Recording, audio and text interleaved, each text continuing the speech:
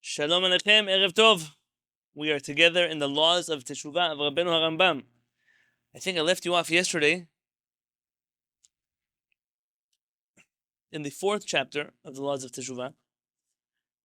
And if you are in the books, I think we were on page 82 about.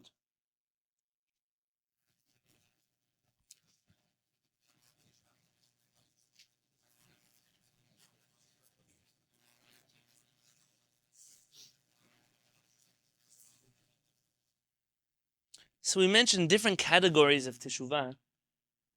Avirot that people do that it's very hard to do Teshuvah from them. And today we're going to talk about a whole nother category. These are the types of Avirot that people do, but they never end up doing Teshuvah for them. And the reason they don't do Teshuvah for them is very interesting. Look with me in Halakha Daled. You see Daled?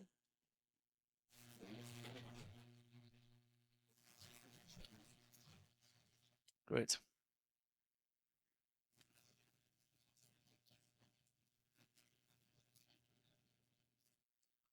Rabbenu HaRambam writes the following. See the white wire over there? Can I have it, please?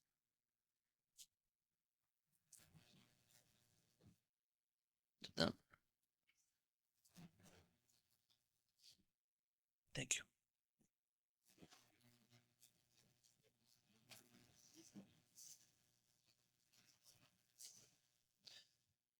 However, on Zoom, you're going to hear an uncomfortable sound for about 10 seconds. Don't worry about it.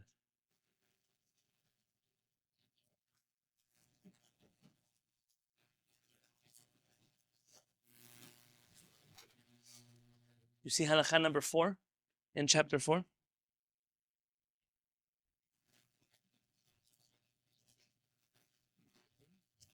see right here.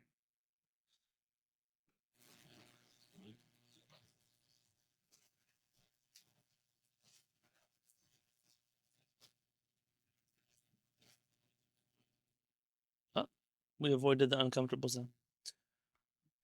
Tov, says Rabbenu HaRambam. Umehen chamisha, from the 24 things that hold back Teshuvah, there are 5 more. Ha'oseh otan, somebody who does them, en cheskato lashuv mehen. The person is not usually successful in doing Teshuvah from them. Why? Lefi shehen devarim kalim be'enei rov ha'am. Because they are averot that most people don't take them seriously. They think that they're very light averot. They think it's not a big deal. And because of that, it turns out that these people sin. But he thinks that it's not an avera. What's the big deal? Why are you making such a big deal about it? You see, they tell you in any 12-step program, and I'm not necessarily a fan of 12-step programs, but in every 12-step program, what's the first rule? You have to admit that you have a problem. But what if I don't think I have a problem? What's the chances of me recovering? 0. Mamash 0. Why? Because what should I recover from? Do you recover from being happy? Why should you recover from being happy? What about you recover from smiling? No, because smiling is a good thing. So you don't know that it's a problem. So because of that, you don't ever do teshuvah for it. The same thing with certain averot.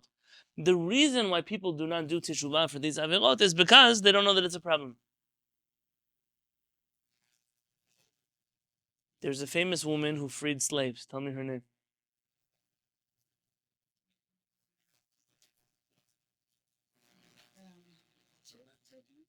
Yeah.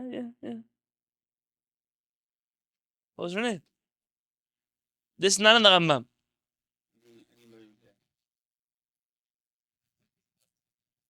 Harriet Tubman. Very good. Baruch Hashem.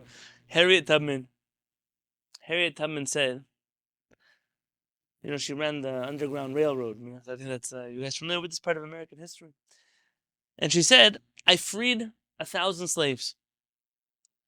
And I could have freed 1,000 more if only they knew they were slaves. Can you imagine being a slave but thinking that it's normal? That's life. He doesn't know. He shouldn't be that way. They think that's the way the world should be. I tried to free certain people, but they didn't want to be free. The Jews are like this. We try to take them out of Egypt. What did tell Moshe Rabbenu? We don't want to go. Life is so good here in Egypt. I say this quote because we know it. We lived it. The whole time in the desert, we complained to Moshe Rabbenu. Couldn't you just have let us to be in Egypt? We had good food. He was a nice guy, Paro. We have to live with miserable you. And the Jews complained to Moshe Rabbenu like that. What's wrong with the Jewish people? As you see this is a theme that repeats itself that certain people don't know. Our rabbis have a teaching. Abraham, you'll appreciate this one. En chavush, a prisoner, cannot free himself from the prison. Now the simple meaning of this is that a person who has the key, it doesn't help him if he has the key on the wrong side of the door. It doesn't matter if you're the guy who has the key, but you're on the wrong side of the jail cell to be able to open the door. That's usually the meaning of our chachamim. But let me tell you another aspect of that. Very often it's the prisoner themselves who doesn't even realize that they should be free.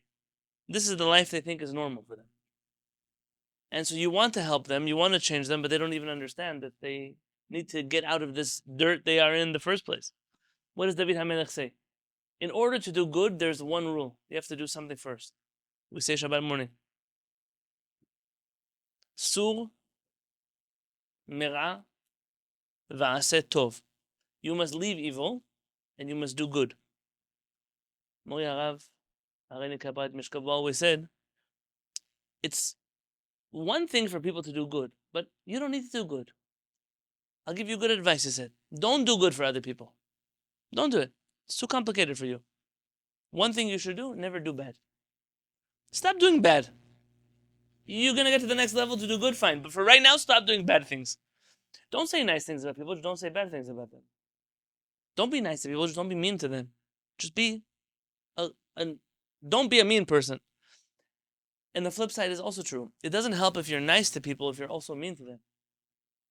It doesn't help if you give tzedakah, but you embarrass the people you give tzedakah to. It doesn't help if you say nice things about people, but you also say lashon hara about them. If you want to clean your shoes, you first have to step out of the mud. What is the point of having clean shoes if you're going to step right back into the mud? A person has to know to free themselves from the problems that they have. But if you don't know that it's a problem, you'll never know to do teshuvah for them. I think with halakha and Judaism, most people don't know how to do teshuvah. And the reason is because they never study halakha. They don't study Jewish law. I'll give you an example. I spend almost my entire time learning Torah, studying halakha. Not all of it. Our chachamim tell us to break our learning into different areas of study, but almost everything in halakha. Almost everything. Of course, I start at the Mikah, I start with the Pesukim, I go to Mishnayot, the Talmud, and then the chachamim that come after the Talmud, up until Shulchan Aruch, our generations. But how can you know to do teshuvah for something if you don't even know what you're doing? I saw an 8-year-old driving on the freeway in a video, police cam. And they're trying to stop this 8-year-old because they need to stop her. She stole her mother's car and driving. Where was she driving? To Target. Why was she going to Target? To buy toys. Her mom said no, so she took the car and drove. Naftali, get no ideas from this story, okay? Nothing. Yes? Do salichot, not driving a car. Now what happens? She's driving. The police puts on the light. Does she know what to do? So they're trying not to pull her over because she doesn't know how to do that without crashing. They're trying just to get her away from all the other cars possible and then somehow slow her down or stop her. She actually managed to make it all the way to Target. And it's at Target that she stopped the car. And that's when they got her. Now I'm looking at this kid and you see a child driving a car. What do you notice about the person driving the car? She doesn't know how to drive. I mean, everyone knows how to drive. Let me drive. Everyone knows how to press the gas and go forward. She doesn't know how to blink to blink to the right, blink to the left. She doesn't know how to stay in one lane. She doesn't know how to go the speed limit or too high, too slow. It doesn't do anything. Most Jews, most of them, they live their life like an 8-year-old person driving a car. Here's how I do Shabbat. I just look around. What is everybody else doing? I'm doing that. How do I do tefillah? I don't know. Whatever else. If they're standing up, let me stand up with them also now. How do we build a sukkah? I remember last time we saw a sukkah. We're going to do the same thing now. Do you actually know how to do anything? Or you're just an 8-year-old pretending to drive a car. And then you say, how can I get in trouble? I can't get in trouble. I don't even know what I'm doing. Of course you don't know what you're doing. So then it's not really Torah. And your averot, you don't know how to do teshuvah because you don't actually know what you're doing. All of the halachot are very clear. And if we know them, then we know what we did wrong. We know what we did right.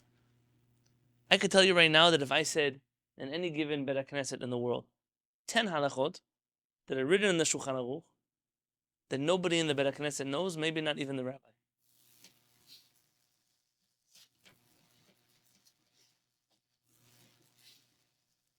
You believe me?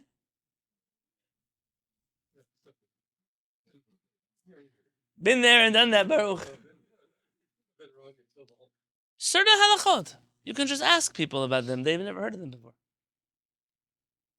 Give you an example. Go to a Jewish person who keeps halakha and ask him, what does it mean yashan? What does it mean that you have to keep the laws of yashan? I know it says it on the bread. Doesn't know. Doesn't know. It's a simple halakha. It's written in the Torah. Doesn't know. I was once on a table of rabbis. And what are you going to talk to other rabbis about? It's very complicated because everybody's worried you're going to take their job. So I want to talk. I brought up halakha, which is a simple halakha. Mezuzah, I don't know. It's mezuzah on the door. It's like I was talking about quantum physics. I know nothing about that. They know nothing about the mezuzah.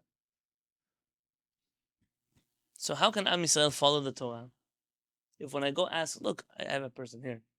Someone in our Kehillat was at the park recently. Here, this park. And someone said, oh, you go to that community where the rabbi says about kosher. Da, da, da, da, da, da, da. They came to ask me, what should I say? I said, very simple. Ask them very simple. Ask them if they know, if I give them the Shulchan Aruch, if they could tell me which book of the Shulchan, I'm not asking them to show me the page, just which book of those books that you have here are the laws of kashrut inside of.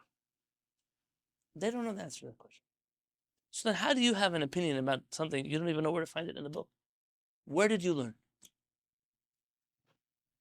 You keep kasher, but you don't know which one of those volumes of the book has laws of kashrut?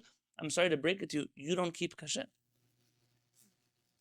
You think you keep kasher, but you don't actually keep kasher.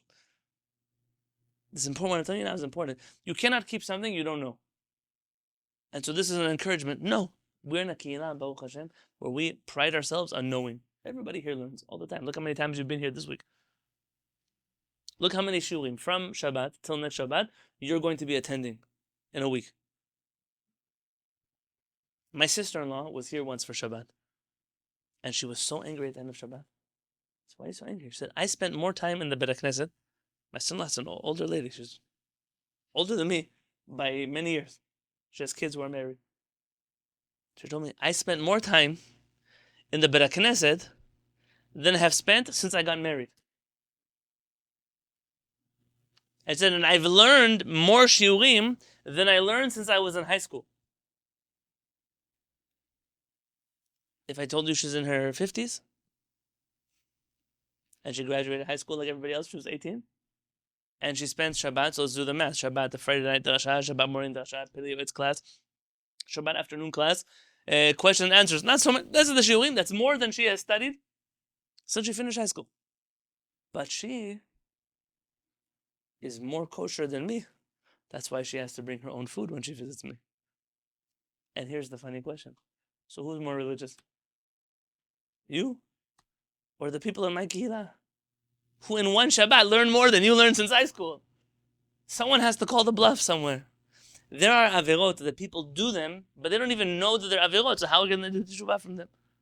Yesterday we spoke on averot that people do, but they don't know how to do teshuvah because I don't know who I did the thing wrong to. I heard lashon hara. I stole from a person who's poor. Now they went away somewhere else. Those are today's something else. So let's see these mitzvot. 5. Veduhen haochel miseuda she'ena mesapeket leva'aleha. If a person eats from a meal where there's not enough food for the host of the meal. Let me explain the situation. I was once invited to somebody's house for Shabbat lunch. I was a yeshiva student. I was single. They were and said, please come to. I don't know these people so well. Please, please, please come to my house. Come to my house. Come to my house. I came to the house for lunch. I'm going to explain to you how the food was by telling you about the dessert. So it came time for dessert for the meal. And they came with a box of, Mike and Ike's are Naftali. But like a little box of Mike and Ike's. Little green Mike and Ike. They came and they said, everyone at the table is going to have one Mike and Ike. That was how much money they had over there. One Mike and Ike for every person on the table. If you want more, they don't have more. That's what they bought this week for dessert. Not because they're cheap, not because they're stingy, but because I'm sitting on a chair that almost the chair is falling, but he's holding me up because HaKadosh Baruch Hu's holding the chair. You go to a person's house like that, says the Rabbenu HaRambam, you're not allowed to eat. Don't eat. You can't go to a meal at people that don't have enough money and eat their food. Let's say they're inviting you, like you said. Life gets tough. They're inviting you. I'm going to give you a scenario. And you're going to understand the scenario because you're guilty of this crime from the other direction, Chana. Imagine that I'm going to somebody's house to pick up my kids who are playing there in the afternoon, and the family is about to sit down for dinner. Oh, please come eat dinner with us. We made dinner. Now, thank God I'm not talking about anybody who's poor. Baruch Hashem. Yeah? But I am talking about people, they only made enough food for the people who they were planning to have a dinner. Now, all of a sudden, you bring 15 more people to dinner. Now what happens? But they invited me. I know, but now you get a complicated situation. Because now maybe the husband came home from work or the wife was out, and now they're hungry, they want to eat, but they don't have enough food to eat enough for them. This kind of situation, says Rabbenu HaRambam, sheze avak gazel. It's the dust of stealing. It's not stealing, but it's the dust of stealing. Explain? It's not exactly a complete avera, but it's too close to stealing. V'hu medameh shelo chata. And he thinks he didn't do an avera. Why? V'yomar klum achalti ela birshutan. But I ate with their permission. You go to somebody's house. You see Shabbat, they invite you. And there's 8 people at the table. And there's 8 pieces of chicken. In your house, you usually take 2 pieces of chicken. And so in this house, you also take 2 pieces of chicken. You're stealing. You're stealing. But they told you, please, tfadal, have as much as you want. You said, I don't want. That's how much I want. This person went to the restaurant and said, all you can eat. So they gave him food, and he asked for more. They said, no, that's all you can eat. that's you come to a place, and you think, if there was more food. By the way, I am very particular the other way. People get upset at me in the Kehillat. It's okay, they can be upset. I follow halakha, they don't. When you have guests, for example, in your house, you do hamotzi lechem min haaretz. You cut the bread. So usually, you're not supposed to take a lot of bread. You're not supposed to you have a pile of tortillas. Take one, eat it. Don't take like 6 of them into your plate. That's how Shrek eats, That's how human beings eat. You put it back. You're not supposed to hold a lot of bread in your hand. When it comes to the meal, it's not proper to show like you're eating like an ogre. So Chachamim say also when you cut the bread, only cut a few pieces. You, your wife, and that. But if you have guests, cut a lot of bread. A lot. Why? You don't want to be stingy when you have guests. It's a very bad character trait when people have guests and they're cheap with their guests. When I have people, the Kehillat host people, always have extra food. People get upset, we put away a whole pan of food. Good. That's the way Jewish people eat. I'm not Catholic.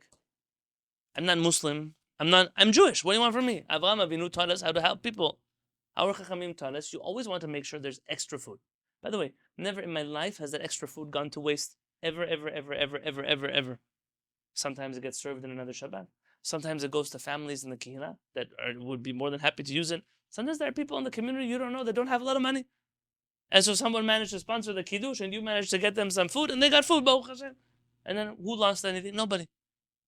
But imagine you come to the meal and there's only that much food and that's it. It's an embarrassing situation to be in. Says Rabbenu HaRambam, it's a problem. And people don't even realize it's a problem because they told me to eat as much as I want. But you can't eat as much as you want. You can only eat as much as you can.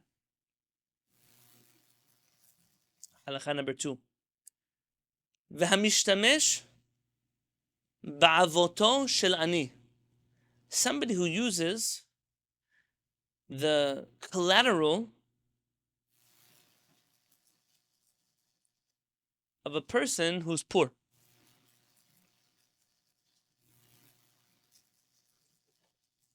שהאבות של עני אינו אלא כגון קרדום ומחרשה, ויאמר בליבו אינם חסרים והרי לא גזלתי אותו. I'm going to give you an example, a case in halakha.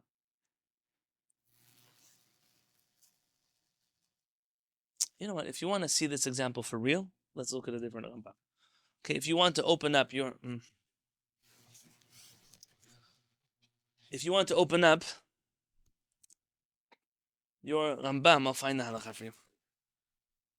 So you want to go back to the introduction here, and you'll see in the book of Mishpatim, so that's page 1093, you see the front cover? You want to find the laws of Malveh Veloveh. Creditors and debtors, page 1115. Okay? For those of you who are going to do this on Sefaria, you want to open up Rabbenu HaRambam's laws of Malveh and Loveh. You want to find yourself at the end of chapter 3. So in our book, that's going to be on page 1118. Okay? 1118.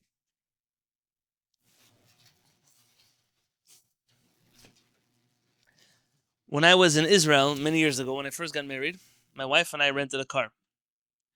And I thought that I was smarter than my father. I explain to you why? And now I have to do Teshuvah. My father listened to the call. My father always told me that people who try to save money now will pay more money later. If you try to do things the cheap way, you're going to end up spending more money later. Never try to be cheap now. It doesn't work for you. I know the Jews disagree with this halakha in general, but I'm telling you something important. I'll give you an example. You buy some cheap pair of shoes, in 2 weeks you have to buy new ones.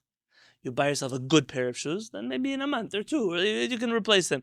Don't be cheap now. The people, what happens? Sometimes people don't have enough money to spend to buy the better things, so always what happens is the poor keep getting poorer and the rich keep getting richer, and this is a usual situation.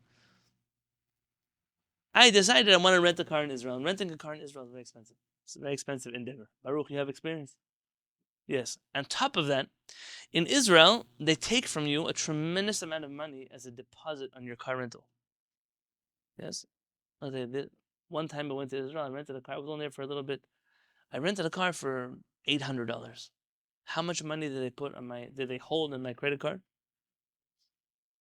Almost $2,000. Oh, but yeah, $2,000 you hold for an $800 car rental? Wow. Watch. How hard is it to cross the border from San Isidro into Tijuana? How long does it take you? Okay, imagine. No, legally. Imagine I go rent a car, Enterprise in San Isidro. 10 minutes later, I'm in a body shop in TJ, taking it apart into pieces. It could happen? Of course it could happen. What's the reason I don't do it? It's because I don't want to get blacklisted from hers. I don't want to get arrested by whoever's going to... But imagine such a scenario.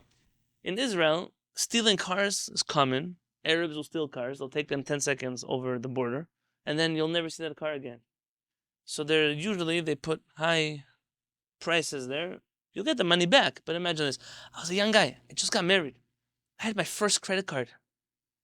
I don't have... Credit I had, but how much credit do you have?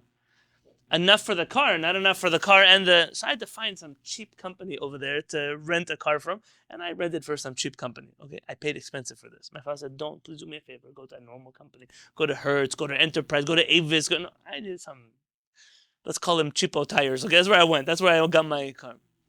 I thought I got the deal of the century. I returned the car. Come home to San Diego. 31 days pass. I get an invoice in the mail. $585. For what? What $585? It turns out that they said we scratched the car. Maybe we did. Maybe we didn't.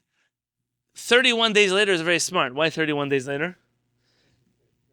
I can't make a claim on my insurance anymore. I rented with my Chase card, and my Chase card covers me internationally for 30 days.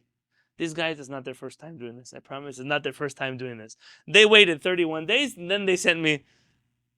I reach out to Chase. They cover. I'm sorry, you passed your window for making a claim. So now I have to pay out of pocket. But they already charged my card because they have my card in Israel. And I say, okay, show me the scratch. Scratch. $585. Where did you take it to fix it? And the Lexus dealership, where did you go? He tells me, well, we had to fix the car. You had to pay for the picture of the scratch. It's all in the legal print I signed away somewhere over there. And then they charged me for the amount of time the car was undrivable. The car was completely drivable. But he said he sent it to the mechanic shop and the auto body shop, and the body shop had a long line, so it took them 3 days. So they charged me 3 days of a car rental at the highest rate you could charge a car at a car rental from that company, because it took them 3 days that they couldn't they couldn't rent the car out. I have to pay for their lost wages. I said, for a guy who had his first credit card, that was a lot of money. There was a lot of money and nothing I could do because I signed that stupid paper at the bottom that said everything that they told me is going to be, that's what it is. Let me tell you that story, because there is a halakha to this, which is if I damage their car, imagine it really wasn't drivable. God forbid, I blew the tires, I crashed the car. Then not only do I owe them the money to fix the car, but in halakha, I would also owe them the money that they lose every day because they cannot rent the car. That's true. A scratch doesn't mean you can't rent a car. Especially not from cheapo tires, where all the cars probably come with scratches already built into the car company. Now, why don't I forget it? Because maybe the Kabbalists are right. The Kabbalists say that if you steal from somebody, they're going to come back in a reincarnation. So I'm hoping the guy from cheapo tires. I'm not forgiving him, so you can go to yes. Don't say that on camera, they're going to remember me. So now, here you have the same story. A poor person comes to you, he needs some money. Until when does he need money? Till tonight, till tomorrow, whatever he needs to borrow something from you. She's like, fine, I'll give you the money, but I need collateral. I need something that you're going to give to me, so that in the event that you don't pay me, I can sell it. Okay, so he tells you, what does he have? Michael, I have a question for you. Next to the school, they're building a building over there. I see all the workers, they come with their own tools. Why do they bring their own tools?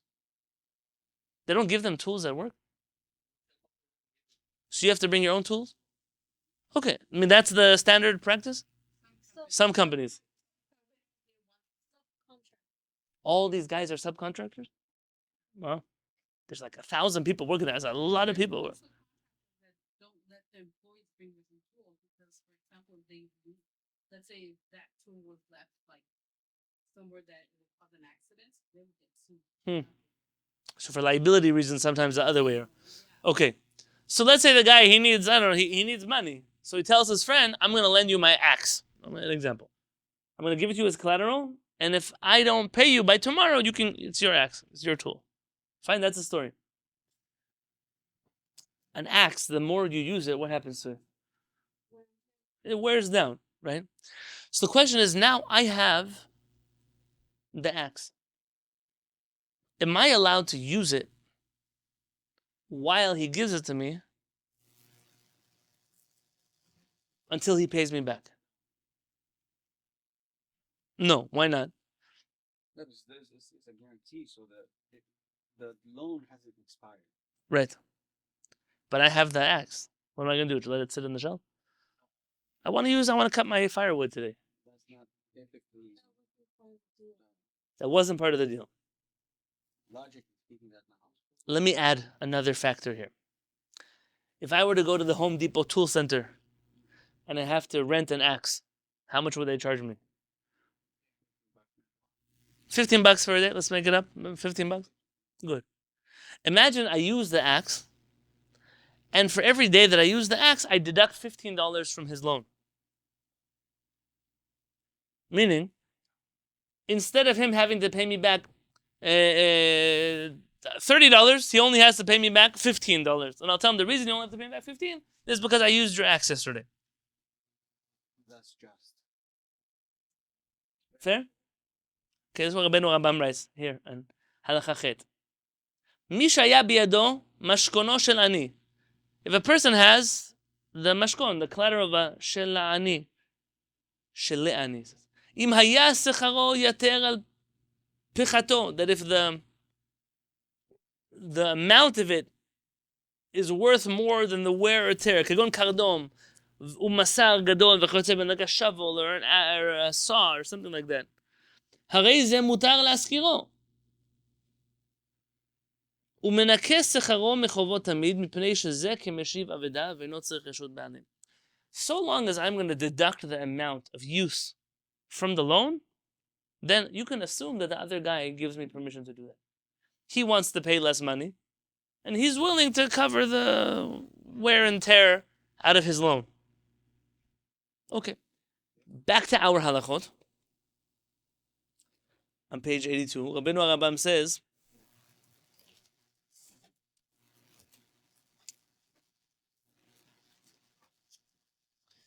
ויאמר בליבו אינם חסרים, והרי לא גזלתי אותו. Let's say you use something that belongs to a poor person. You say, it's not a big deal. I know, he gave me something that belongs to him. It's not such a big deal that I use it. He's not even going to know. Is he stealing? Yes. Does he think he's stealing? No. And because of that, how's he ever going to do Teshuvah for that? Because he doesn't even know that he did something wrong. The next one. This next one is important, and I'm sorry that we're in mixed company, but we'll talk about it anyways. והמסתכל באריות. Somebody who looks at arayot. Arayot are women.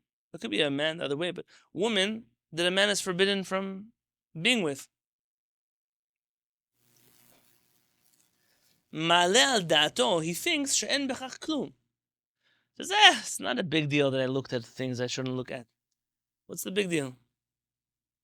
שהוא אומר, because he says in his mind, וכי בעלתי או קרבתי? Or did I actually have relations with a woman? Did I actually get close to her? והוא אינו יודע, and he doesn't even begin to understand. שראיית העיניים עוון גדול. That what we see with our eyes is a big עבירה. שהיא גורמת לגופן של העריות. Because seeing arayot with our eyes is always what causes us to end up with arayot. שנאמר, like it says in the Torah, ולא תטורו אחרי לבבכם ואחרי עיניכם. You shall not stray after your eyes and your heart. Just the things that cause you to want to do averot are a big averah. But most people don't think that. Most people don't realize that when you walk around and you see things you shouldn't see, you look at people you shouldn't look at, you don't even begin to realize that you're doing a tremendous averah. So you'll never do teshuvah from it. I'm going to tell you something now. It will make some of you uncomfortable. I don't mind. Probably nobody in this room. Maybe some people who watch it later on YouTube. Mori Harav Peretz. Many times I was with him. And he would sit in his office, he would talk to people. People come get brachot, to come ask questions. I was once with him. There was a lady who was in his office. And she was talking to him. And then afterwards, he went to the street, maybe like 20 minutes later. And she said, Peretz, thank you very much. It was like later. We came out and she bumped into him again. He said, Rabbi Yonatan, who was that? Why did she say thank you? Who is she? The whole time that she was there, he didn't see her. He talked to her, but he didn't look at her. Now, once Rabbi Peretz said, but it's very problematic because you don't want to be rude to people. You're not looking at them. He wasn't putting his. They said, I'm telling you something private. He said, you can look at a person somewhere right above their head where they think you're looking at them, but you're not looking at them. Why be so fanatic? Because this woman is someone else's wife. What do you want from me? Or, like one Hasidic Rebbe told me, because I have a wife. And I want my wife to know that whoever I talk to, she's the only person that I know. It could be the whole world, but Only one woman that I know. This idea is something that is so foreign in America that I'm afraid of what certain people who hear this will think about it. Not because I'm afraid, but because sometimes when I teach certain parts of the Torah in this particular society, people get very upset. It's so fanatic, it's so crazy. So it's not so crazy. It's not so crazy. How many families in the world suffer or have suffered or will suffer because of this exact problem? So then it's not so crazy. You just don't want to talk about it, which is okay. You don't want to talk about it, but it's something you have to talk about. Now, this is important. He said that it's a big avera. Which avera is it? What did he do? He just looked at something. I want to read to you from the Moreh Nevuchim, the Rambam's Guide to the Perplexed, which you don't have in front of you, so I'll read it to you. Rabbenu HaRambam says in Moreh Nevuchim, the 3rd section, chapter 8.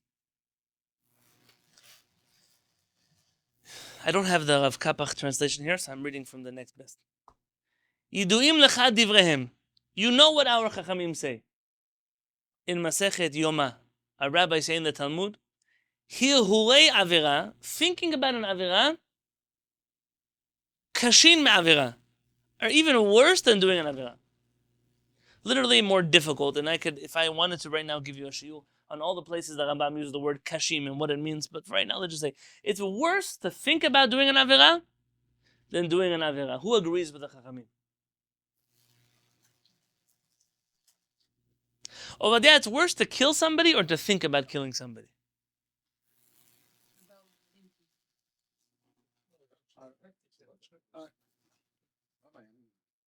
The pretty high voltage.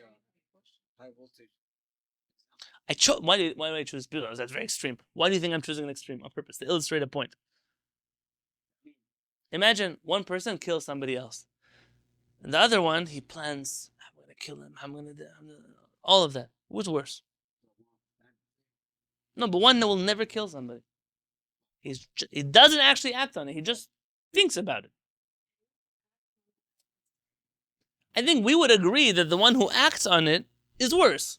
He actually killed somebody. No, because he thought and killed.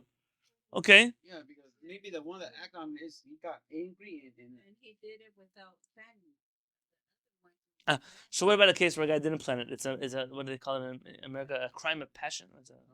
He just ran in it. He got angry and he killed them. So he didn't think. He didn't do that part. It's not premeditated. Thank you.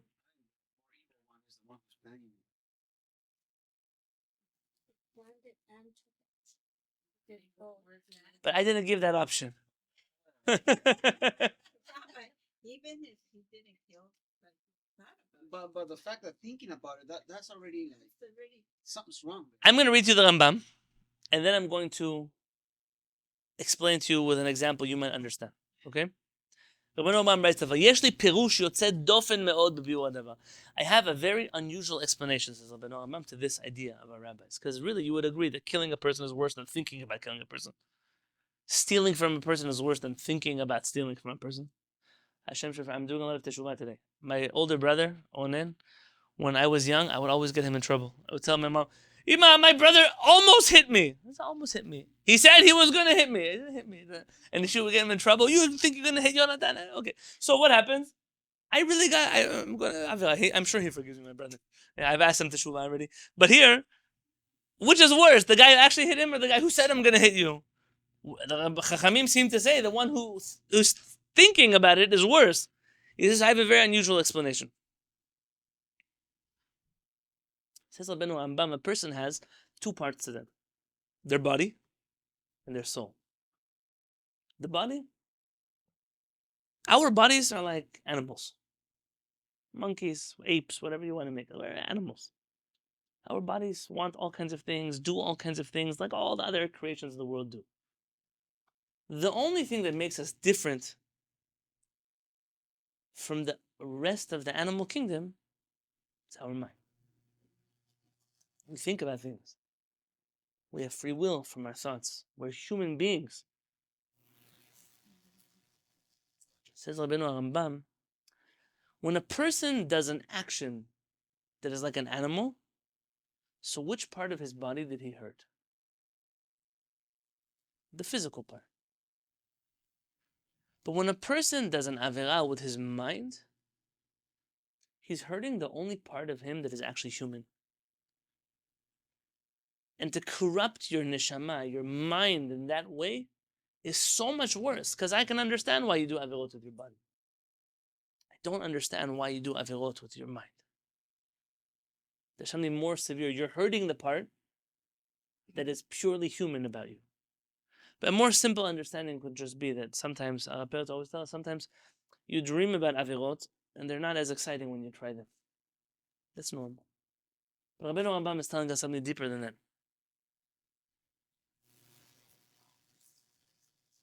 You understand what he said? No? Yeah, because the one that's thinking it, I mean, this is inside, this is who we really are, right? The body's one of the tool, right? So if the A man and a woman who work together, they're both married to other people. They work together in the office. But one night, it's late, they stay together long. I know they do an avera, horrible avera. They do an avera together. Expected? It's expected. You put two animals together in a room together. That's how it happened. Imagine this. Imagine they do nothing, but all day they're thinking about each other and they want each other. And that part, that's not an animal. That's a human being. You're committing a crime like a human being commits a crime. The one part of you that HaKadosh Baruch Hu gave you, your mind, your intellect, your brain, all of that, you're using it for averot. When they were in the office, they were together, there was no mind there. That was brainless. I'm not telling you it's okay. I'm telling you it's different. It's different because one hurts the body and one hurts the soul. Now, this is important what I'm telling you. I think you might understand this example. I don't think the Rambam would give this example. I'm going to give this example. My wife once had to go to prison. One of my kids likes to tell her, Emma went to jail. Yeah, she went as a social worker to prison in Newark. You know where Newark is, Trevor? Newark is like, it's like a waiting room for prison. Either people go in or they go out, but it's like the whole area is this. She went to prison, and they put you in a room with murderers, like mamash killers. That's what they did. It's a scary place to be. Across the table from a murderer. Abraham does it every day. He doesn't know what we're talking about, yeah? Let me tell you this. If you had a choice between two people to sit with them across the table, one guy, his neighbor made him mad. For 3 years, his neighbor keeps moving his fence. This one Sunday, he moves it back Saturday. Every week, they're doing the same game. One day, he's just so mad, he takes a hammer, hits him on the head, and now he's in prison for the rest of his life. Okay, you could sit opposite from him for 10 minutes to talk to him. Imagine the other guy. This other guy, he's actually not in prison at all. He didn't go to jail. But once the police went to his house because of stolen iPhones. And when they opened up his bedroom, they see that all over his walls are pictures of all these different people that he's been stalking for years. And he's planning where to kill them and where to bury their body and where to put them and how he's going to catch them and where he's going to take them and what he's going to... All over the wall. He didn't do anything. He's just a really creepy person. Who would you rather sit across the table and have 10 minutes with? I think the guy who's waiting to be the serial killer, he's terrifying. Because this person, his brain is not working normally. By the way, there's fascinating research on serial killers. It's not, obviously, you know, it's not a normal person. It's not a one time he got crazy, he killed somebody, he was drunk. Not that. This is a person who their brain is in a totally different space. Imagine that person, he didn't kill anybody in his life. You'd rather sit with a guy who killed his neighbor. The murderer to you is less scary than the guy who perverted all of his brain and is planning to be a serial killer. So Chachamim say, people think that when they think about averot, it's not such a big deal. Rabbenu HaRambam is saying, no, it's a very big deal. You're more creepy than the one who actually commits the averot. Huh? He can do Teshuvah, but usually he doesn't do Teshuvah because he said, I didn't do anything. I didn't do anything. There are many people like that. They have certain desires, they don't act on them, and they tell you, but I didn't do anything. And they're right. They didn't do anything. That's true. But we all do avirot with our brain. All of us think about avirot. It doesn't matter. Some avirot is about the cheeseburger. For some people, it's about the person who made the cheeseburger. Everybody has different avirot they have. He hasn't done nothing, but it's not a normal nature of the person. Oh no, I'm talking now normal avirot. Normal avirot.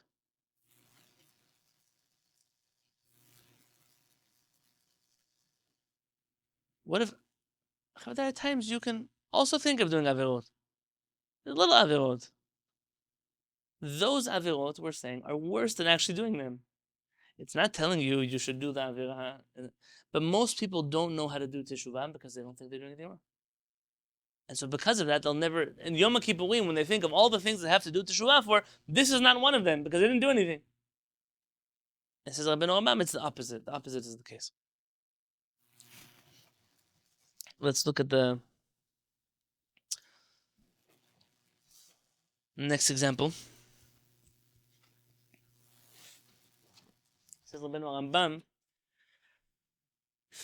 "V'amitkabed biklon chavero." Somebody who benefits from the shame of his friend. I'll explain. Omer b'libo she'eno chet. He says, I didn't do anything wrong. לפי שאין חברו עומד ולא הגיע לו בושת ולא ביישו אלא ערך מעשיו הטובים וחוכמתו למול מעשה חברו וחוכמתו כדי שיראה מכללן שהוא מכובד וחברו בזוי. This person doesn't actually say anything bad about his friend. What he does is he says a lot of good things about himself that make the other person look bad. I'm going to give you an example.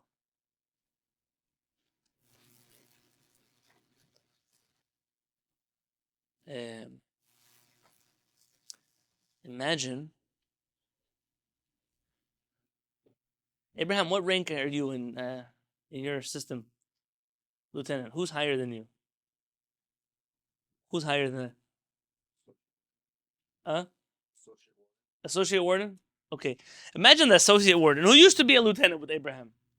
He one day, he just says, Abraham, one day, when you're like me, you'll understand the system, how it works better. One day, when you're like me. I didn't say anything about him. I didn't say anything bad about him, but we're at a meeting with all of our friends. We're at a dinner with all of our friends. The guy's a jerk. Why is he a jerk? Why are you pulling rank on me to make me look bad? You make me feel bad about myself? Now, maybe Abraham has healthy self-esteem, so it doesn't bother him. But imagine a guy says, Ovadia, one day, when your shoes are as fancy as mine, you'll know what it's like to walk on clouds. Yeah. Now, I didn't say anything about Ovadia's shoes. I didn't say, whatever. Who knows where he bought them. But I said something about my shoes. Naftali, my kippah is so great, right? It's not blue like yours, right? See how nice the velvet is? You see that? Now, I didn't say anything bad about the blue. I said how great my kippah is. Such a stupid comment, Naftali. I'm not saying anything about you. That kind of person is benefiting by showing off in front of his friend that he's better than him. We do this all the time. We do this when we brag about our kids.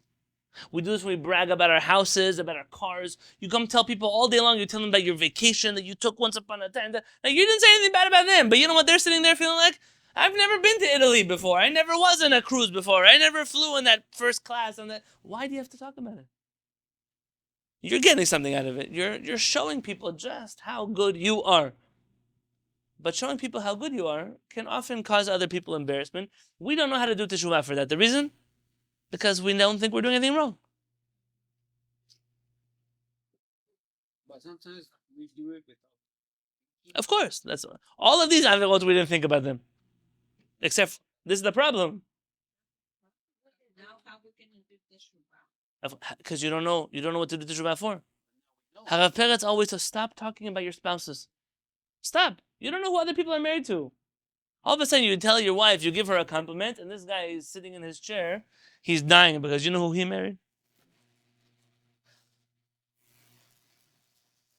And now you don't even realize that he's so embarrassed. But Rabbi, sometimes it's just me. Sometimes I say things like that. You have to be careful. So we're saying that sometimes bad speech can actually be good speech. I'm going to give you a better example. Naftali, they gave you back those map scores from school? Not yet. Wait till you get them. They give them these scores. I'll tell you this. Hara Peretz has 7 children. Every time they bring a report card home in Israel, they don't mail the report card to the parents. The kids bring the report card home to the parents. I guess the kids didn't realize they could drop it in the dumpster on the way home or something like that, but they would bring it. Hara Peretz would always hold the envelope closed, and he would say, "What are you learning in school?" "Oh, good. Tell me something interesting. You like your teacher? You don't like your teacher? You have good friends?" And he'll rip up the report card, put it in the trash. What's the point of the report card? I know, you grew up in America, you are in the West, you think that report cards are normal. But watch what happens. Kids go to high school. They take the SATs. Let's still do the SATs nowadays? They take the SAT. What's the highest SAT score you can get? They changed it after my time, so I don't know. Maybe like the highest one is like maybe 400. No, it's gotta be more than that. It is 400? No, it's more, right? The ACT? Oh. SAT. There's a. Oh yeah, that's a different test. Okay, let's pretend it's 1500. What happens? At the end of 12th grade, they put on the board all the people's names and the SAT scores. The guy who got 1500, look at me, 1500. The one who got 300, that's it. Like Obadiah said, even to be the janitor in Harvard, he's not going to get the job. Yeah? That's like right now. And I had a rabbi, and he told me, listen, you see all these numbers? Don't mean anything. I promise you that if I keep this paper, and I follow up with every person in this classroom in 20 years from now, who has more money, who has a house, who has a car, who has a wife, who has kids, who has, it's not going to match up. That all the people with the high scores became the most successful, and all the people with the low scores did not become successful. It doesn't work like that. Two of the biggest high-tech companies in the world, the guys didn't finish school. Who am I talking about? Steve Jobs and Bill Gates. Don't bring your politics here. I'm talking about money. There are people who finish, what are the good schools? MIT, Harvard, Yale, and they're driving Uber. I'm telling you it's bad to drive Uber. I'm telling you it doesn't matter. There are many factors that go into a person being successful or not. In the opinion of Hara Peretz, the whole purpose of grades is to try to decide who is more successful, who is less successful, without actually, it's a standard way to look at people, without looking at people subjectively. This child may not be very good at school, but they're very, very talented. And as soon as they leave the school, they're going to be the most successful business person you ever saw in your life. This guy could sell people waterfront property in Arizona. That's what they could do. They could sell you the London Bridge. That person doesn't need an MBA from who knows where to be successful in life. And so when we start to brag about things, my kid, you know what grade he got, you know what, look at the trophy he got after the basketball game, all of that stuff, mitkabed biklon chaver. Very easily you can cross the line to you're making yourself look good on the expense of somebody else. We don't think about it that way. But this is how our HaShamayim teach us. If I can do one last one for tonight, so we stop and. Will that include like posting food on social media? I once did this, guys. I once wanted Obadiah to come with me to Los Angeles. And he didn't come with me to Los Angeles, so I went to a nice restaurant. I took a picture of the food we were eating. Remember that? I told him, "You wish you were here, don't you?" Okay, I also have avirot. What can I do? Oh, you remember that one? The next week, Obadiah was in the same restaurant. Yeah, Still my class. The last one. V'choshed ksherim. Someone who suspects kasher people, good people, of doing bad things.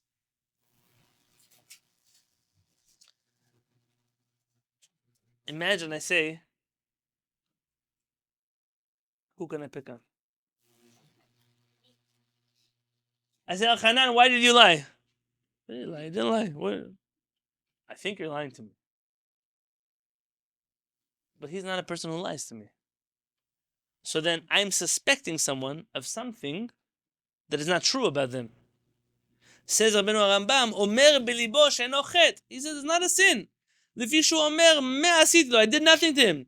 וכי יש שם אלא חשד שמה עשה או לא עשה. There's a rumor that he lied. I'm thinking that maybe he lied. והוא אינו יודע שזה עוון שמשים אדם כאשר בדעתו כבעל עבירות. He does not realize that in his mind he's doing an עבירה. Because once I suspect someone of something, then I will treat them that way. If I suspect, hey, somebody here is a thief, it doesn't matter. The moment I let that thought enter my mind that you're a thief, how does people tell me, my cleaning lady, they stole from me, blah, blah, blah. 2 weeks later, they find that in their medicine cabinet. But what happened? They didn't ever say, oh, I'm sorry, cleaning lady, that I suspected you for stealing from me. All they have in their mind, my cleaning lady's a thief. So on what grounds is she a thief? Because I decided in my mind that I'm suspecting somebody who is not a suspect. And that avera you cannot do teshuvah for, because you don't even know that it's an avera. You think the other person doesn't know. What does it hurt them? It hurts them because now on you treat them like a criminal. Do you know how far that goes? Should I tell you a story? I was once in New York, in my wife's aunt's house. I'm embarrassed to tell you the story. She makes her cleaning lady wear special clothing when she cleans her house. Why? Because it doesn't have pockets. Obadiah, imagine someone gives you a job. They tell you, I don't trust you. So I'm going to make you wear different clothing when you clean my house, because I don't want you sticking any of my jewelry into your pockets. If it was me, I wouldn't take the job. But what if I needed the money? Then I might take the job. And I might go through that every single day. Now, by the way, I'm not talking. Once I went with my father to a Torah class in a gold company. A gold company. And they check all of their employees' bags. You go in, you go out, doesn't matter. They check everybody's bag. That's the rule. Because gold is I guess the incentive of taking some gold home is very high.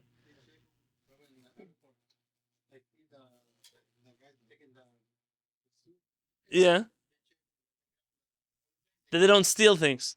Yes, okay. But there are times where you're suspecting people that didn't do anything wrong.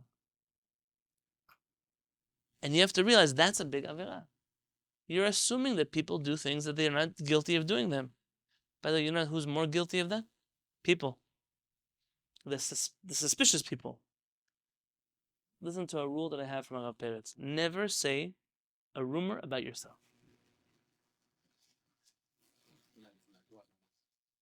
Oh, I'm not a thief. Why would you say that? The fact that you're saying that to me makes me think for the first time in my life, maybe you're a thief. Why would you tell? Where did it come from? Don't say things that sound suspicious about yourself. Don't say lashon hara about yourself. Because people have a very hard time forgetting the things that you say. In Yiddish, there's a saying that the hat of the robber is always on fire. I don't know how it translates to English. But the idea is that a person who steals, it's very obvious they're a thief. Sometimes you talk about yourself like, oh, people think about me that I'm in. But why are you saying that? It makes me think that maybe there's truth. Where there's smoke, there's fire. Why did you make smoke? You hear stories like that at work? Tell me.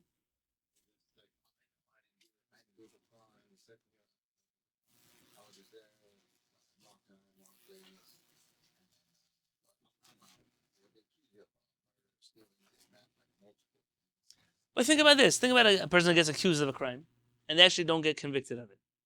But they walk around the rest of their life. People assume probably they did it, but we didn't have enough evidence to convict them. Now, even if they are right that they didn't do it, we'll never believe them. We'll never believe them. It's very important that we don't end up thinking things about people that are not true, because we have a hard time forgetting it. I think for right now, we're going to stop here. Rabbenu HaRambam is teaching us one more category of averot. There are certain averot we don't do teshuvah for them because we don't even think they are averot. And we have to make sure that we don't fall into those kinds of averot. We'll continue, God willing, next week on